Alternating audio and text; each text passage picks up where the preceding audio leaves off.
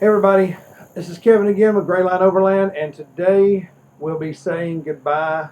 Hopefully, yeah, it's sold, but we'll be saying goodbye to the Bean.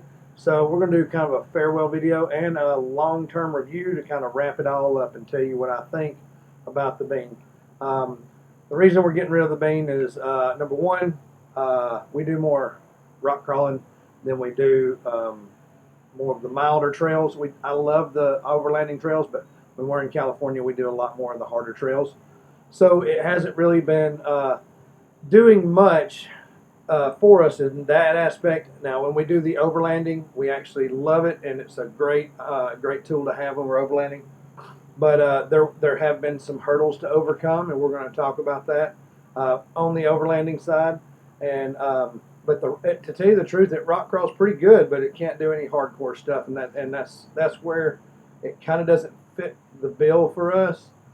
And so we're going to be looking at doing something different here in the future. But anyway, let's jump right in to what our long-term review is of the Bean.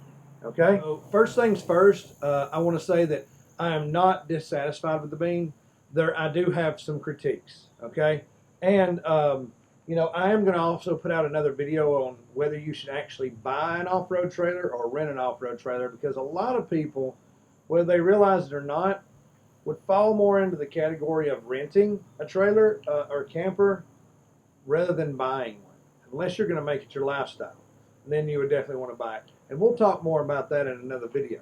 But for now, let's talk about what I think about the Bean as a whole. Okay? First things first, the Bean has been a great camper.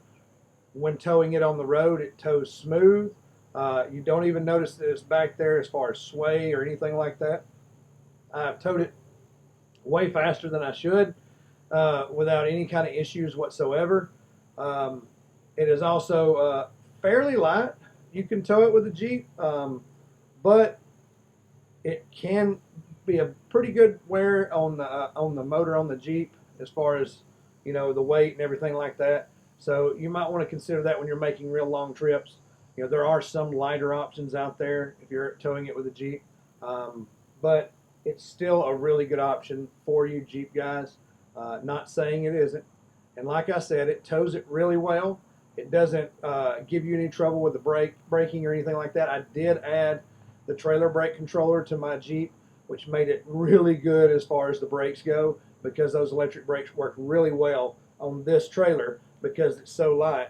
It's really overkill for a trailer of this size, which is a good thing. You always want more than what you need. I really like the fact that we've got 2 propane tanks. We have never had any issue with running out of gas, running the heater and running the stove, the cooktop, not the stove, but the cooktop, and we've never had any issues with that. If you're running a hot water heater, I'm sure you'd get closer, but I still don't think that would be an issue, because we've had it out for, on weekend trips. We've done like 3 or 4 weekend trips and still had, gas left over, and that was in more extreme conditions. So it's done really well. The Lion Energy battery, it's a good battery. It's not big enough. You really need 200 to 300 amp hours if you're going to be running the fan on a regular basis, or you need some solar. We did not have solar from the jump. I will say this: when they say it's wired for solar, they just mean it's got a wire for a solar panel. It doesn't mean that it's got a controller or to regulate the charge or anything like that. It just means that it's got a wire for the solar panel.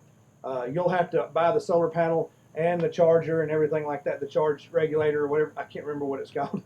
But you have to buy that yourself. You do not have everything that you need to run solar safely if you buy this. It is solar ready, they say, but that's just a port that goes and ties in. You still need your charge controller and everything like that. All right.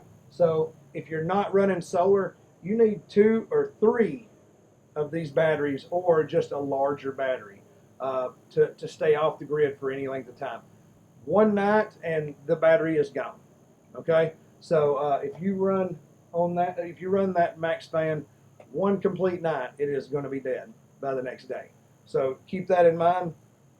I will say this, with the amount of doors and windows, and they're all screened, you can leave those doors and windows open, and it does a really good job with, if you've got a breeze coming through, of keeping you cool. Okay? And but now in the cold, it's perfectly cozy, because all you have to do is turn the heat on and open the window a little bit, and you're good to go. All right.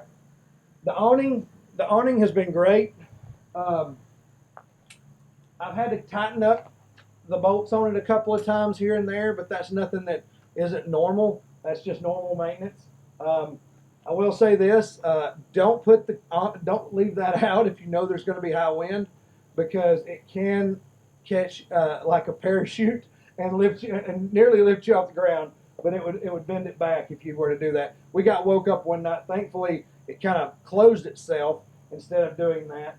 But it can be hazardous if you leave that open overnight and you get in a very windy area.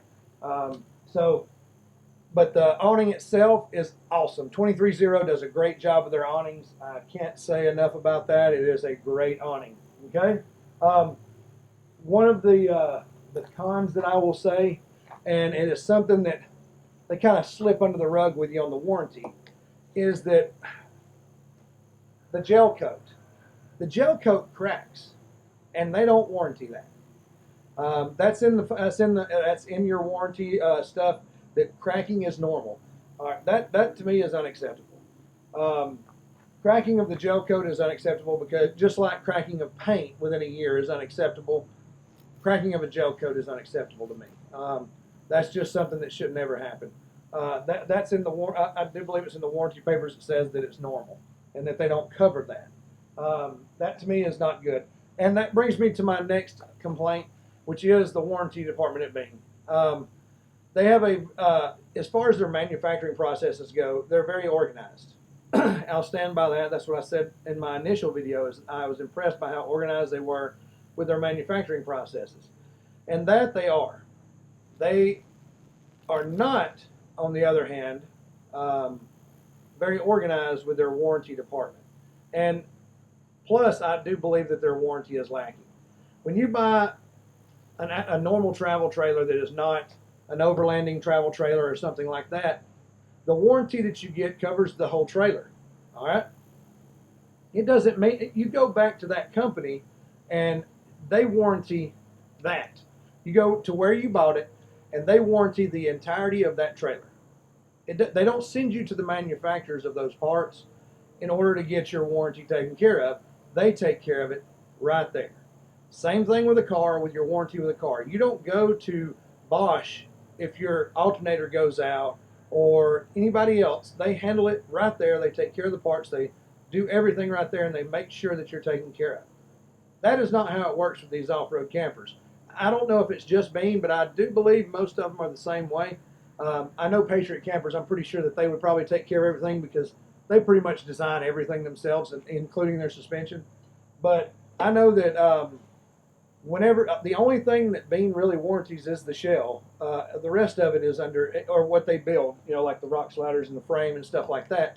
But as far as the suspension or any of the products that are in it, you actually have to take care of that yourself with the manufacturer, and that's kind of a pain, because you would think that that they would take care of all that, because if I bought this stuff from Lowe's doesn't make me go to the manufacturer to get it done. They take care of it in the store. If you buy it from Walmart, they do the same thing. I don't have to go to the manufacturer to get the warranty taken care of. The person who sold it to me backs the warranty. So that's a complaint that I really have, and it was not to mention the fact that they don't have a designated warranty department unless it's changed. They don't have a designated warranty department. You just deal with the guy that sold it to you, and it seems like there's always something going on, and they don't ever get to talk to you. And anyway, it is a pain, and that is an area which I really think that they need to improve. There are some other things that I think they need to improve on, and I'm going to talk about those as well. But that right there is a big thing. Okay, so moving on, we're going to go into the Beam real quick, and I'm going to show you another thing that I think could be improved on. and that at this price point should be taken care of. All right. These cabinets, all right, these right here have latches. And sometimes they grab, sometimes they don't. And you know, they could be a little better, but these aren't really the issue. The issue is these. These things right here, when you're going down the road, open up like this, and everything just goes everywhere. When you're on an overlanding trail, everything just goes everywhere. And when you're bouncing around, these things tend to open as well. And when that happens, all of your food ends up in here on your bed. Okay? So these latches, they could be a little better, which that's probably could be adjusted right there, but that could be better. And this right here never stays up. Never stays up. So you're constantly having that thing fall on you when you're trying to get stuff out. It needs to stay up. See, it's designed to stay up, but it doesn't most of the time. Most of the time it falls down, especially whenever you're trying to get something. Okay? So those need to be changed and done a little better. There needs to be a better quality hinge. All right? Which also, the hardware on these drawer guides. We actually replaced this hardware just recently before we sold it, because the hardware, it was only 2 of them. I think it was a defective set or something, but it was the 2 on the inside right here were rusted up, and the grease had dried up and rusted up, and just the ball bearings just came out and scattered all over the place. It was just crap, you know. So I ended up going to the hardware store and getting some new ones, and we installed those, and now we're good to go. But it was only only 2 of them. The other 2 were great. There was nothing wrong with them, but it's supposed to be quality hardware, so that's another complaint I have. Also, this area up here needs to have something here to keep stuff from falling out. Okay, just a net or something. You know, it's the little things like that. And I know that's nitpicky, but it's a $30,000 trailer. You know, so I can be a little nitpicky. A little net right here, or something to keep the stuff from flying out. Which right now I've got this fan up here. There's nothing going to keep that from flying. If you had a net here, you'd still have some issues. But normally I don't have that up there, and all that stuff just usually ends up on the bed. Basically, whenever you stop, it's clean everything off the bed. Hopefully there was no food that landed on the bed that has caused an issue. And then you can get everything ready to go to sleep. All right? That's really all the complaints that I have as far as the inside. But what I want to praise on this bed is super comfortable. I sleep better on this bed than I do my bed at home. But the bed is amazing. The heater, oh wow, it's way overkill. But you know what? They also make a heater air conditioner package from Truma, and it would be really nice if we could get that too. But that's not an option. And here in the South, this bean turns into the baked bean instead of a bean. So it's really hot. And it'd be really nice if we got the air conditioning unit along with it to make it a very well-rounded package as far as for any time of the year. So that's another thing that they need to consider. But the bed, like I said, is super comfy. It really is. And as far as the noise inside of this, there is none at night. I mean, it can be coming a dadgum monsoon outside, and you have no issue with sleeping through it, because this thing has no problems with sound at night. It is amazing. The wind can be blowing. It doesn't matter. You can't tell when you're inside the bean. It's just amazing. That's pretty much all I have to say about the inside. I really think it is good. It's really nice. The lights are great. I mean, they don't use much energy. You know, they've done a lot of little things that are handy, like the little caddies that we have here. They're really awesome. Those caddies come in really handy whenever you're charging your cell phone and stuff like that. I I can't say enough about it. It's really a really awesome trailer on the inside, especially whenever you're sleeping in here. All right, let's move to the outside. Okay, so back here, this is some of the things that I wanted to show y'all. Right here, the fiberglass kind of broke away.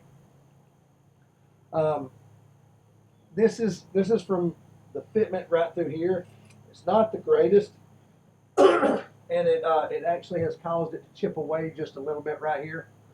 And then you have some cracks in the gel coat right in here, which they say are normal, and things like that. And then there's some other places along the side where it cracks a little bit. These cabinet doors right here, you know, whenever I first saw this, I thought it was awesome. I thought it was a great idea to have these little magnets right here. But let me tell you something, it's not. These things need to be able to shut and stay shut. Just like in there, we need an option that will hold it shut. Those drawers need to be held shut on the inside. These doors need to be held shut because whenever you're overlanding, and let me stress to y'all, I do real overlanding. This is I don't do this all on road stuff. A little bit of dirt road here and there. I do actual overlanding trips, and that's what I'm referring to. Is on an actual overlanding trip, this stuff is going to get shaken to death, and this right here is going to fly open, and everything that's in here is going to end up out here or in there. And everything over here is going to end up down here or in there. One of the two. And also, this comes up. It doesn't stay glued. If you're in a more humid environment, this right here is going to break loose. So they need to find a better way to do the bonding process or find a better quality laminate for this. So we've had to put glue in and glue this back down in order to keep it on there. So that should be a better quality, especially for the price that you pay. This is awesome. I love this thing. If you buy Viva paper towels, this thing works out a lot better because Viva sticks to themselves and they don't just come unrolled like Brawny and all the other brands. They'll just kind of flop around and everything. But buy Viva and use Viva paper towels on this because it works so much better because they stick to each other. Okay? That's a little pro tip. This thing right here, as you see, it doesn't always work. Sometimes you gotta finagle it. There it is. Now it works. That should be better too. This is cool. I love the mood lighting and everything. To be honest, don't use it that much. Thought I would really use it more than I did, but it's nice to have. It is a nice option. I really like it. The Cook Partner stove. This is the best stove that I have ever used. It kicks butt. This company makes awesome stuff, makes great stuff. Cook Partner, I can't say enough about how great their products are. It doesn't matter what the wind's like. You just turn it up a little bit more. It's got so much power that it's going to push right through that wind anyway and still get your skillet good and hot. I don't have a complaint with them at all. This is the best cooktop I've ever used. What I do wish is that I had the windscreen anyway, because it would make it a little easier, but it really doesn't have to have it. So it's really not that big of a deal. But it would be nice if it did have it. I love the rack out option where it's locked in place right here. But what I don't like is this right here, because they could have very easily put a rack out option on that locked it in place as well, just like that. But it doesn't have that. So whenever you're out here cooking, you've got this all over the place all the time instead of being locked in place like that. This is the way it should be done. See? Easy.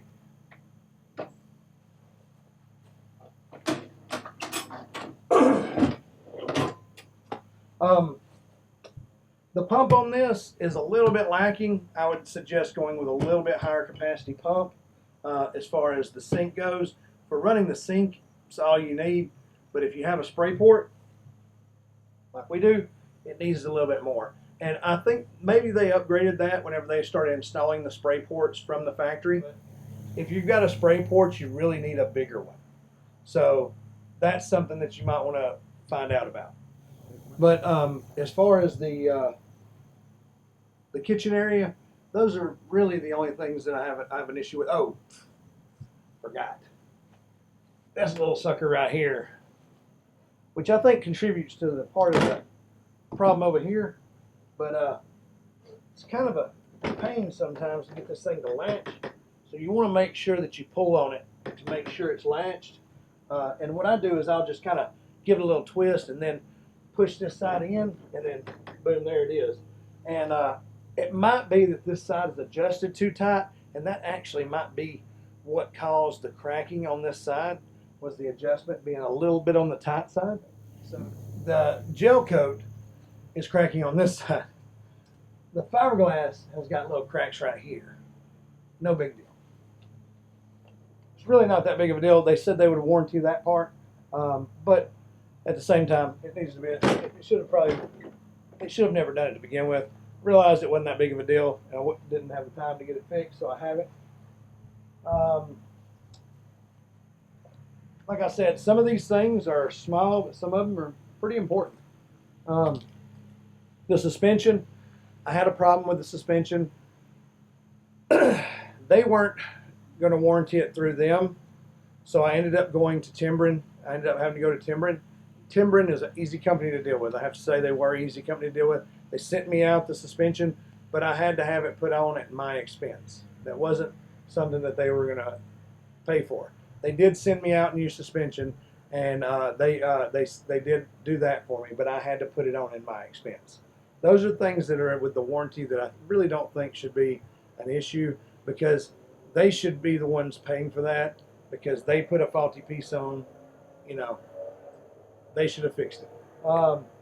But they did do a lot of stuff good for me that I do appreciate. But at the same time, it doesn't mean it excuses where they fall short.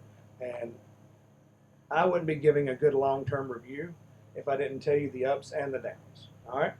So, from an overlander standpoint, is this a great overlanding camper? I don't think it's really a great overlanding camper. I think it's okay, but we had to fix a lot of stuff every time we went out overlanding. And I don't think that I'm too aggressive on my overlanding. You know, you can watch the videos and judge for yourself. I do take the trails and do the trails like anybody would. I don't move around, I don't avoid things. I just go down the trails that as they are laid out. And washboards, it does kind of beat you to death, and it bounces around a lot. I have seen the Patriot campers and how they handle the trails. They do it a lot better because they've got that quad shock system on the trailing arm, quad shock trailing arm system on theirs that handles it a little bit better, I think. But the Timbren is okay, but whenever it gets into heavy washboard, it's really coming up short. Okay, so I don't know if it's just this design or the Timbren itself, but I just really don't find that it's getting the job done in real hardcore overlanding situations. If you're a soft roader and you like doing that kind of thing, yes, it is going to be an excellent camper for you. If your trails are not really heavily washboarded, you're not moving at a fairly decent rate of speed over it and stuff like that to try to cover ground, you know, you might this would be a great camper for you. But if you're doing the kind of trails that I do, like the Mojave Road with the miles of washboard, the miles of whoops, and the Pacific Crest Overland Route that is eat up with washboard as well, and whoops, yeah, it's probably not going to be for you. If you're looking at doing some soft roading, some camping out, boondocking, things like that in the backcountry where you're kind of avoiding the harder obstacles, you're avoiding the rougher trails and stuff like that. Yeah, I think that it would be a great camper. If you're going to create a base of operation to kind of wheel from, yeah, it's decent. If you want a teardrop for that, that would be a great option as well. I will say that a full camper would probably provide you some more amenities if you're going to go and do campsite camping, like at a campsite, a designated campsite that you can get to fairly easy. I do believe that, like the No Boundaries or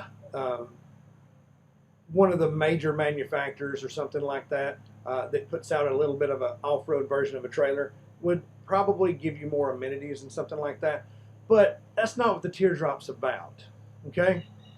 The teardrop is about being outside for most of the time, because all you're going to do inside there is sleep.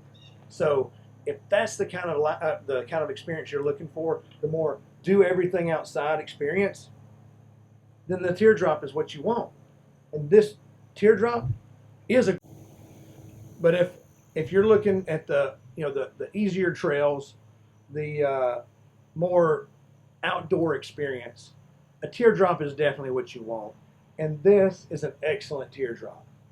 It is way better than the Tag or the Tag Boondock or anything like that, or any of those smaller teardrops that are like this. It blows them out of the water. Hands down, it blows them out of the water. I personally like it better than the Escapade. Escapade looks cool and everything, but I just feel like this is still a better option. That's why we went this route instead of the Escapade. It also gives you more headroom inside, so you're not so cramped. All right, but there's a drawback to that too, because it's kind of hard to get into garages and stuff. So your standard 7-foot garage, you have to air down the tires and take the rack, take the awning off and stuff like that. And if you've got the rack on, which we have, you have to take that off as well. So those are not that makes it a little bit more difficult as far as putting it into storage and things like that.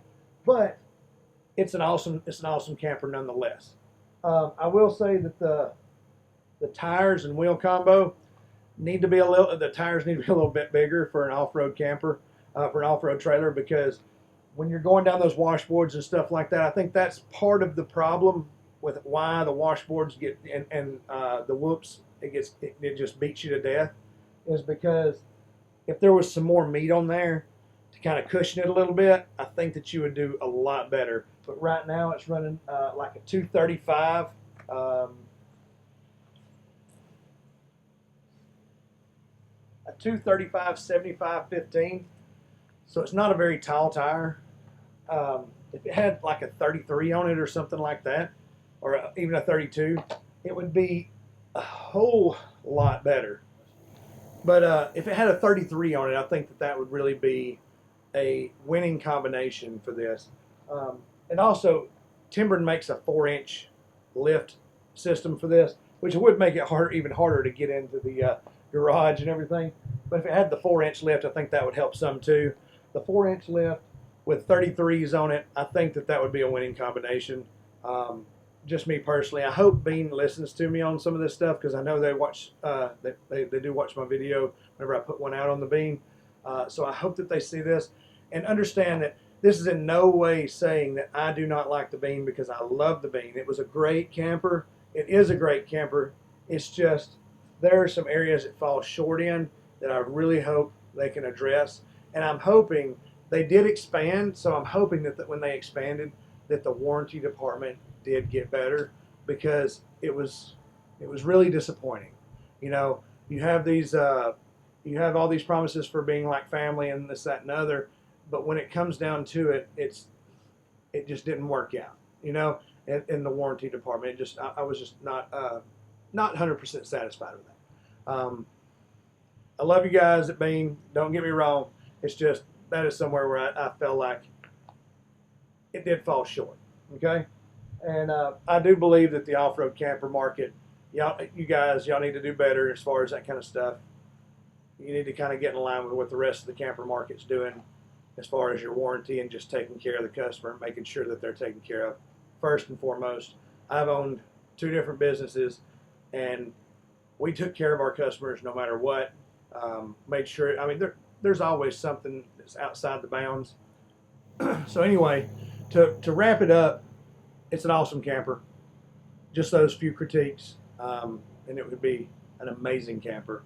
Uh, Guys at Bean, don't take this too hard. I was not meaning to just bash y'all by no stretch of the imagination, but I was meaning to give an honest review. Soft rotors, perfect. Overlanders, hardcore overlanders, definitely probably want to look elsewhere. Sorry to say that, but if you're doing mild overlanding, you know, going like what Bean did in Mexico, that's perfect. That is what the Bean group did in Mexico.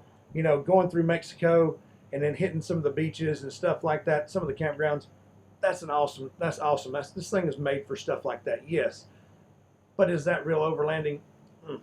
It is, but it's not the kind of overlanding that we do here at Grayline Overland. We're a little bit more hardcore on that kind of stuff. So, in summary, great camper. This is Kevin with Grayline Overland. Look forward our next video, or actually not our next video, our video in the future talking about whether or not you should buy or rent your overland camper. Okay? Till next time, I hope to see you on the trail.